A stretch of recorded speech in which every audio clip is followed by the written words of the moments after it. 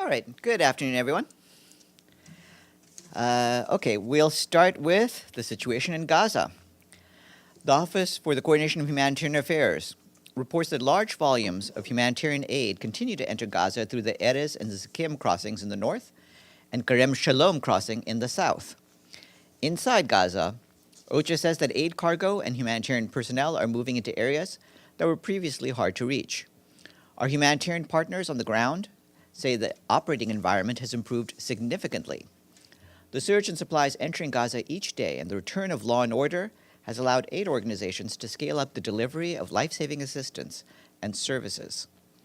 In central and southern Gaza, partners have resumed monthly food distributions with full rations.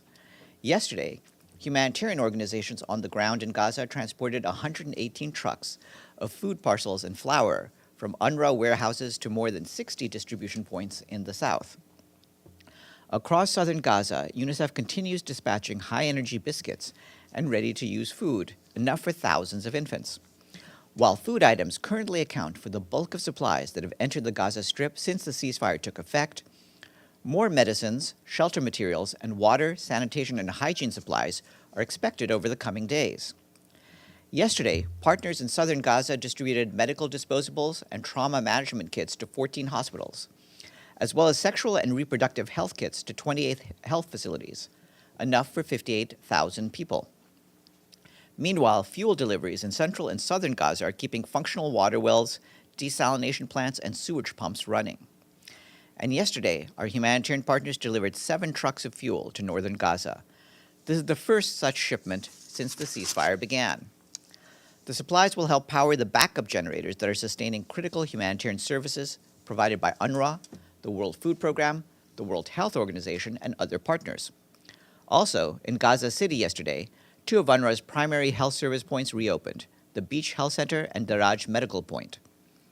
Across the Strip, OCHA reports that most Palestinians remain at displacement sites, either because their homes are in ruins or contaminated by explosive ordnance, or because movement back to northern Gaza has not yet been allowed. And turning to the situation in the West Bank, OCHA reports that the Jenin Government Hospital remains disconnected from water and electricity, and access is extremely difficult due to road damage. The facility is relying on dwindling water reserves from emergency tanks installed just weeks ago through an allocation by the Occupied Palestinian Territory Humanitarian Fund, which is managed by OCHA. Starting this Sunday, the Undersecretary General for Peace Operations, Jean-Pierre Lacroix, will travel to the Middle East. He will visit 2 UN peacekeeping missions and travel to Damascus to meet with caretaker authorities and Israeli authorities in Jerusalem. Mr. Lacroix will first travel to Syria, where he will spend time at the UN Disengagement Observer Force before visiting the headquarters of the UN Truce Supervision Organization in Jerusalem. Mr. Lacroix's priorities are to express his solidarity with and support for UN peacekeepers and to highlight the importance of mine action and removal of explosive remnants of war. Turning to Syria. Today, the Office for the Coordination of Humanitarian Affairs completed a cross-border mission from Turkey to Aleppo City to engage with caretaker authorities on the dire situation in camps, particularly in winter. Last year, more than 12,000 family tents and shelters in camps across Idlib and northern Aleppo were damaged by fires, flooding, wind, and other incidents. And yesterday, OCHA completed a field visit to the western rural areas of Aleppo, where partners are implementing cash for work, peace building, and education activities funded by the Syria Humanitarian Fund. The visit reveals a significant increase in the numbers of returnees to the area, many of whom were previously displaced to northwest Syria. Families are now residing in damaged and looted houses, often lacking basic infrastructures such as doors and windows.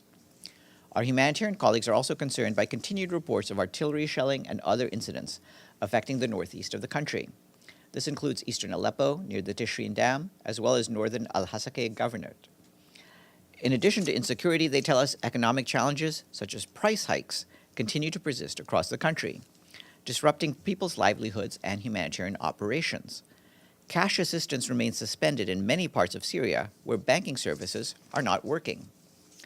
Meanwhile, due to high fuel and transportation costs, our partners report that most of their mobile teams remain in urban areas, leaving rural and remote areas deprived of services such as counseling and psychosocial support. OCHA reports that the price of heating fuel has increased by 50 to 80% in certain areas, and mainly in Idlib governorate, where 1.5 million people are living in displacement camps. People living in tents have limited access to heating, making this winter season particularly difficult. This morning, the Assistant Secretary General for the Middle East and Asia Pacific, Khaled Kiari, briefed Security Council members on cooperation between the UN and the League of Arab States. Mr. Kiari spoke about aspects of cooperation with this key regional organization, mainly on issues related to the security and the situation in the Middle East, including the occupied Palestinian territory, Syria, Lebanon, Sudan, and others. His remarks were shared with you. Also, just to note that this afternoon, the Security Council will convene on the situation of children in the occupied Palestinian territory, especially in Gaza. The Undersecretary General for Humanitarian Affairs and Emergency Relief Coordinator, Tom Fletcher, is scheduled to brief. Yesterday afternoon, Maria Isabel Salvador, the head of BINU, our political office in Haiti, briefed the Security Council on the situation in the country. She first highlighted the complexity of the security situation, noting the continued deterioration in the past months. Ms. Salvador told council members that while there's progress on the political front and reason to be timidly hopeful, the transition framework remains fragile. Serious corruption allegations targeting 3 members of Haiti's Transitional Council have heightened tensions and called into question the legitimacy of its actions. She called on the Security Council to remain committed to supporting Haiti. A lasting solution requires simultaneous progress on the political and security fronts, supported by constant international solidarity, she said. For her part, Ghada Wali, the head of the UN Office on Drugs and Crime, reminded the Security Council that gangs control about 85% of Port-au-Prince. Despite the reinforcement of the arms embargo, she said, weapons and ammunition trafficking continue to flow into Haiti and into the hands of gangs. She noted that Haiti is witnessing an alarming surge in human trafficking, particularly child trafficking by gangs. Ms. Waldi also called on council members to stand with Haiti in confronting violence, corruption, and chaos. Their remarks were shared with you.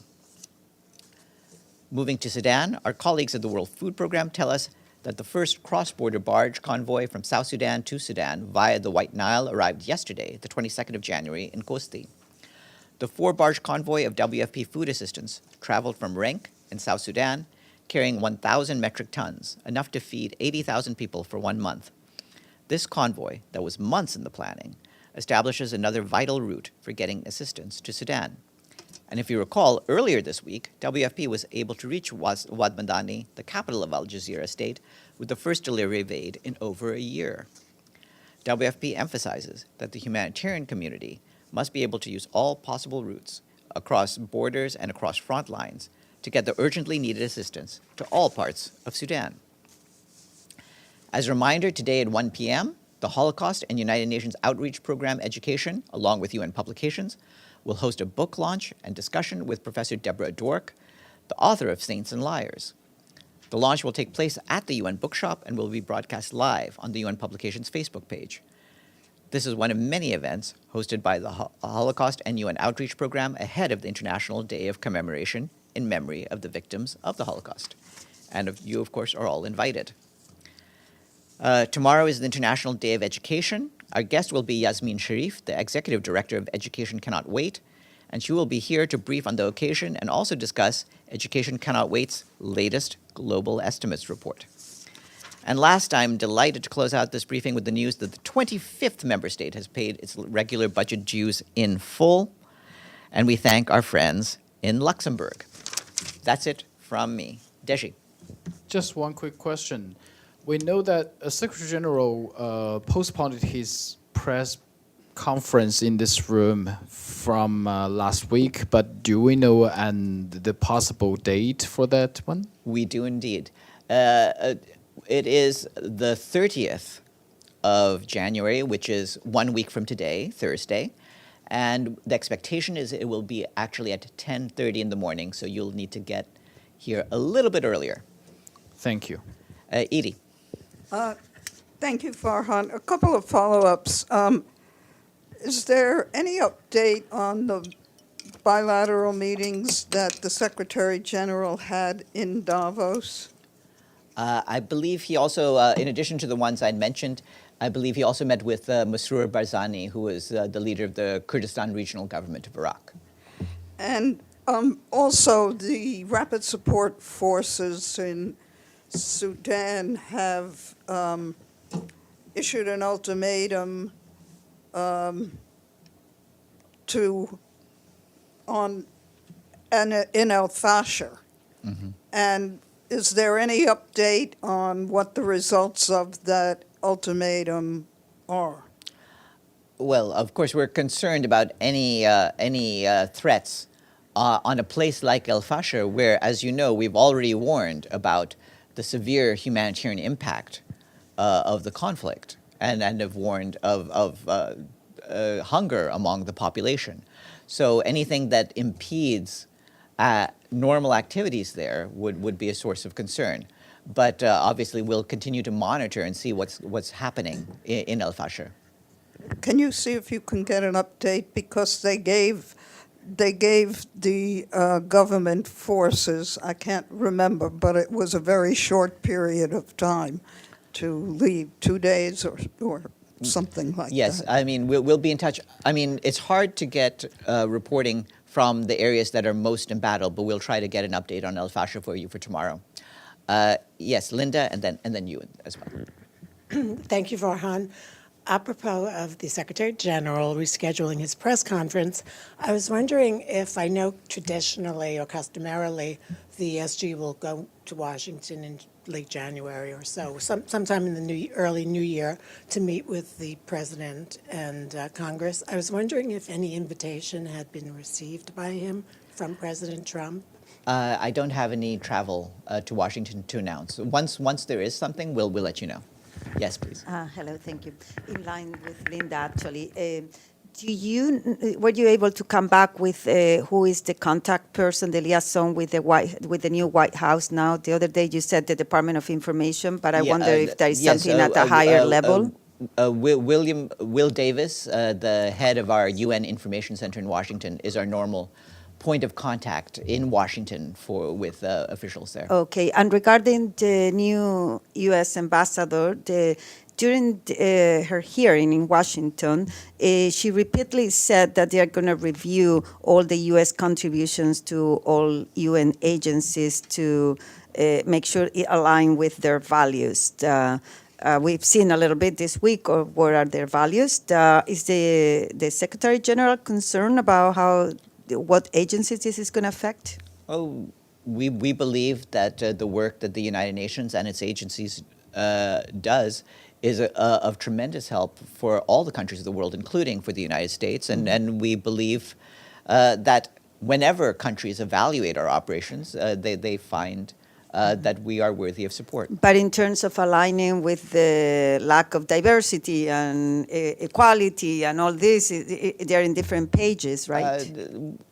I wouldn't comment on the domestic issues of the United States, but in terms of the work that's being done internationally, we believe that the work that the United Nations does is and has always been of value to the United States.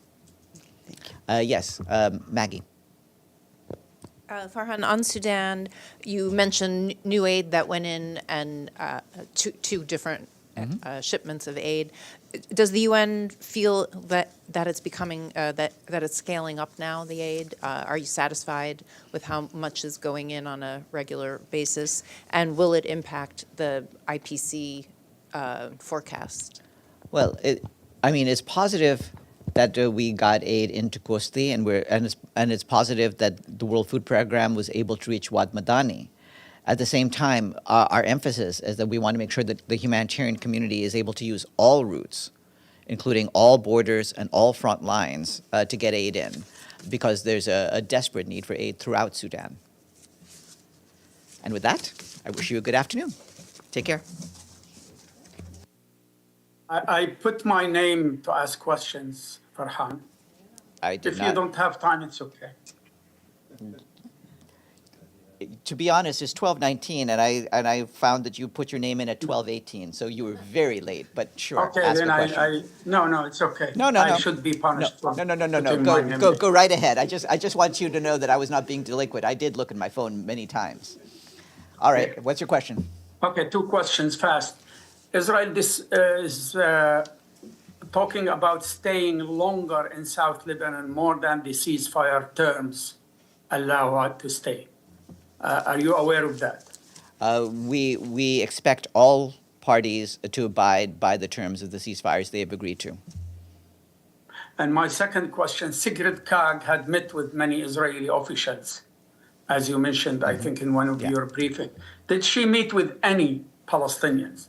Yes, she did. And I also had mentioned those in the note, but she had visited officials both during her visits to Israel, but also when she visited Ramallah. Okay, thank you. All right, thanks. Good afternoon, everyone.